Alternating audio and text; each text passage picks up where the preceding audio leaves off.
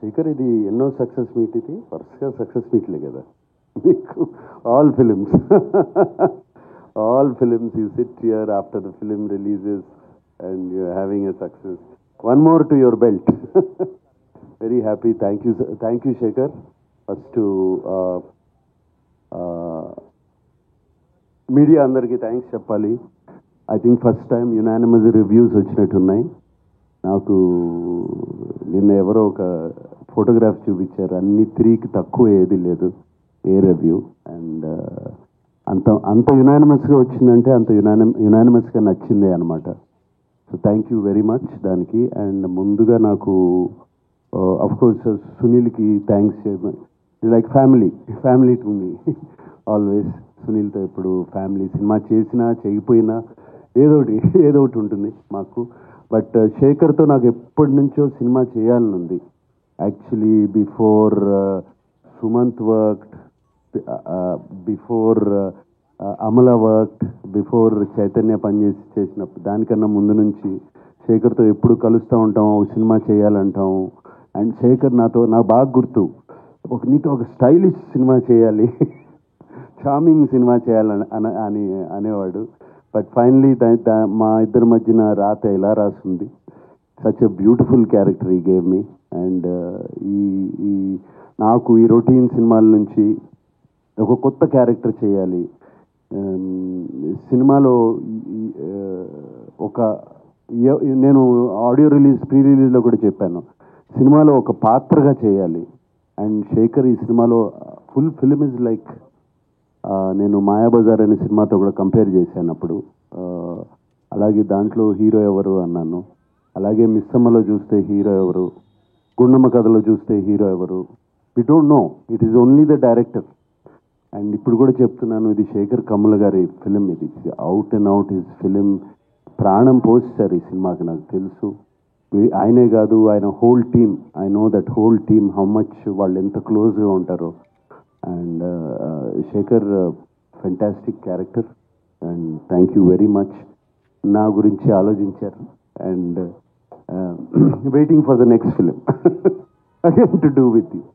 అది మీరు కెరీర్లో అద్భుతమైన పాత్రలు చేశారు. That is the reason you could continue for so long in the career. ఈ సినిమాలో నాగార్జున గారు కాదు. అండ్ స్లైట్లీ హీరోయిజం ఉన్న క్యారెక్టర్ కూడా కాదు. చిన్న విలనిష్ టచ్ ఉంటుంది ఫిల్మ్లో, తర్వాత మళ్ళీ గిల్టీ క్యారెక్టర్ కింద టర్న్ అవుతుంది, లాస్ట్ ఫైనల్గా సాక్రిఫైజింగ్ రోల్గా ఎండ్ అయింది సినిమాలో.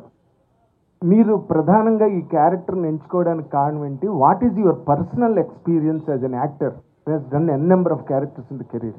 ప్రధానంగా ఈ క్యారెక్టర్ని ఎంచుకోవడానికి కారణం శేఖర్ కమ్ములనే. ఆయనతో పనిచేయాలి, ఆయన మీద ఉన్న నమ్మకం. ఎందుకంటే ఆయన సినిమాలు అన్నీ చూశాను, almost everything I have seen. ఆయన క్యారెక్టర్స్ని ఎంత బాగా జస్టిఫై చేస్తారో తెలుసు. ఈ కథ విన్నగానే నాకు అనిపించింది నాది మెయిన్ క్యారెక్టర్ అని. ఎవ్రీబడి నా చుట్టూ తిరుగుతున్నారని, స్టార్టింగ్ నుంచి ఎండ్ వరకు. మేబీ స్క్రీన్ స్పేస్ ఇంకోళ్ళకి ఎక్కువ ఉండొచ్చు, but that is not the criteria. నాకు ఈ కథ వినగానే this is Deepak's film from start to ending, కథ విన్నగానే. అండ్ శేఖర్ చెప్పినప్పుడు కూడా అలాగే చెప్పాడు నాకు. ఈ క్యారెక్టర్ ఆర్క్ చాలా బాగుంది. సో నాకు అది బాగా నచ్చింది. ఇప్పుడు జిమ్ సౌరభ్ గారి arc, gym Saurabh did a fantastic job. But ఇది ఆర్క్ ఒకటే వెళ్తుంది. అలాగే ధనుష్ గారిది ఇట్స్ ఓన్లీ 2. హోమ్లెస్, అక్కడ నుంచి ఎడ్యుకేట్ అవడం, మైండ్లో ఒక గిల్ట్ కాంప్లెక్స్ కానీ ఇది కానీ ఇది సాక్రిఫైజింగ్ కాంప్లెక్స్ కానీ ఏమీ లేదు. ఆ క్యారెక్టర్ వెరీ ఇన్నోసెంట్ క్యారెక్టర్, ఒకటే గ్రాఫ్లో వెళ్తుంది, సింగిల్ లైన్లో వెళ్తుంది. నా క్యారెక్టర్కి శేఖర్ గారు 3 షేడ్స్ ఇచ్చారు యాక్చువల్గా. So they are 3 shades. So అందుకనే ఈ క్యారెక్టర్ బాగా నచ్చి చెప్పినగానే వెంటనే నేను చేశాను ఈ character. And it is proving on screen. నాకు వచ్చే కామెంట్స్ కానీ, మీడియా రాసిన కామెంట్స్ కానీ, ఫ్రెండ్స్ చెప్పే కామెంట్స్ కానీ, చూసిన వాళ్ళు కానీ, అండ్ ఫ్యాన్స్ కూడా బాగా ఎంకరేజింగ్గా ఉన్నారు.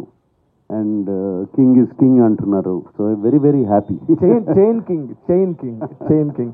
అండ్ శేఖర్ గారు, మీరు ఈ సినిమాలోని ఇంత పెద్ద బడ్జెట్, ఇంత పెద్ద స్టేక్ ఉన్న ఈ సినిమాలో నాగార్జున గారు చూపించకుండా రష్మిక గారిని ఏదో ఏడుస్తూ ప్లాట్ఫామ్ మీద ఇంట్రడక్షన్ ఇచ్చి అండ్ ధనుష్ లాంటి హీరోని కూడా మీరు ఒక బిచ్చగాడిగా ఓపెన్ చేసి ఇదంతా చేయడానికి what was your real inspiration behind this అండి? అంటే కథని నమ్మడం.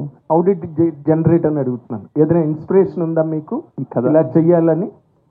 ఏదండి దీని ఈ కథ పుట్టుక గురించి నేను ఏం చెప్పలేను. ఎందుకంటే నేను జనరల్గా అంటే ఏదో సినిమానా ఏదో నవల ఏదో కథ చదివి చేశానా అని అనలేను. నేను సంథింగ్ ఇట్ అక్కర్డ్. ఏదో చాలా ఈ దేశంలో కానీ ప్రపంచంలో కానీ చాలా డిస్పారిటీ ఉంది.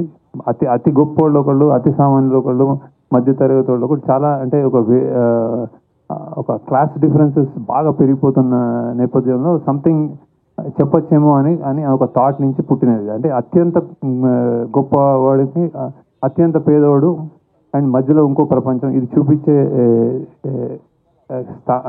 చూపించే ఒక ఐడియా వచ్చి ఇది కథ పుట్టింది అలా. ఓకే.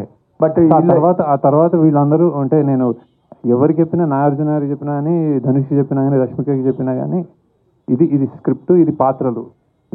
ఇప్పుడు నేను దానికి యాక్చువల్లీ నేను డైరెక్టర్, నేను కూడా ఇంకా కథకి నేను కూడా ఒదిగిపోయాను. యాక్చువల్లీ నాకు ఆ కథ ఏం డిమాండ్ చేస్తే అలా వెళ్ళాం. సో అందుకే నేను చెప్తుంది షూటింగ్ కానీ అందులో ప్రొడక్షన్ వాల్యూస్ కానీ ఇది చాలా యూనిక్గా చాలా డిఫరెంట్ ఎక్స్పీరియన్స్ ఎందుకు ఇస్తుందంటే ఆ కథ కావాల్సిందన్నీ చేస్తాం అంటే ప్రతి ఒక్కళ్ళు ఇంక్లూడింగ్ మీ. సో అందుకే ఈ రిజల్ట్ యాక్చువల్లీ అది. బట్ వీళ్ళు ముగ్గురు ఇమేజెస్ ని కూడా మార్చేసి మీ క్యారెక్టర్ గా తయారు చేసుకుని సినిమా ప్రెజెంట్ చేస్తున్నప్పుడు రిస్క్ అనిపించలేదా మీకు? ఇమేజ్ నాగార్జున గారు చూపించట్లేదు, ఆయనగా చూపించట్లేదు. అదే అంటే అదే ఇమేజ్ అనేది స్టార్స్ కి ఇమేజ్ అనేది అన్నమయ్య చేసినప్పుడు ఇదే క్వశ్చన్ నాగార్జున గారిని అడిగితే ఏం ఆన్సర్ చేస్తారు, అదే ఆన్సర్ అనమాట ఇప్పుడు బేసిక్ అదే. సో ఇమేజ్ అనేది పాత్ర నుంచి వస్తుంది. ఆ పాత్రని ఎలా మనం ప్లే చేసాము, దానికి ఎంత పబ్లిక్ ఎంత అభిమానంగా చూసుకున్నారన్న దాని మీద నాగార్జున గారు అన్నమయ్య అలా. సో నాగార్జున గారు శివ. సో పాత్ర నుంచే స్టార్డమ్ పెరుగుతుంది, పుడుతుంది అని నా ఒపీనియన్. సార్ ఇప్పుడు తండేల్ సినిమాతో చైతన్య కంటిన్యూ చేశారు, సక్సెస్. మీరు కంటిన్యూ చేశారు కుబేరాతోటి, నెక్స్ట్ లెనిన్తో కూడా. అంటే ఇది నాగనామ సంవత్సరం అక్కినేని నామ సంవత్సరం అనుకోవచ్చేమో, నాగనామ సంవత్సరం అక్కినేని నామ సంవత్సరం అనుకోవచ్చేమో. తండేలతో సక్సెస్ తెలుగు సినిమా హిట్ నామ సంవత్సరం. సూపర్. అయితే సార్ ఇందులో రష్మిక సాంగ్ ఒకటి తీసారు, ఇందులో చాలా బాగుంటుంది సాంగ్. అది రన్ టైం తగ్గించి ఆ సాంగ్ పెట్టచ్చు కదా. ఫస్ట్ ఆ సాంగ్ చాలా బాగుంది. అది పిప్పి పిప్పి డిమ్ డూమ్ అనే సాంగ్. యాక్చువల్ డ్యూరేషన్ అంటే అది సాంగ్ ఉండి తర్వాత తీయలేదు మేము. అది ప్రమోషనల్ సాంగ్ ఏదైనా చేద్దాము అని ఒక నార్త్లో ఇప్పుడు పాన్ ఇండియా సినిమా అనుకున్నప్పుడు కొన్ని అలా చేస్తూ ఉంటారు వాళ్ళు బేసిక్గా. సో అలా స్టార్ట్ అయ్యి కానీ సినిమా పేసింగ్లో అది అడ్డుపడుతుందేమో అనుకుని మేము పక్కకి జరిగాము. సో ఇప్పుడు వేరే మంచి సీన్లు తీసి పెట్టేయడానికి సినిమా నేను అంత లూజ్గా రాయనండి. అంటే ఎక్కడ తీసేయచ్చు ఎక్కడ పెట్టేయచ్చు అని జరగదు. ఒక్క సీను ఒక డైలాగ్ తీస్తే సినిమా ఉండదు. అలానే రాస్తాం మేము బేసిక్గా. సో అంత ఈజీ కాదు. అంత ఈజీ అంటే నాకు హ్యాపీ యాక్చువల్లీ పెట్టేద్దామని. అవును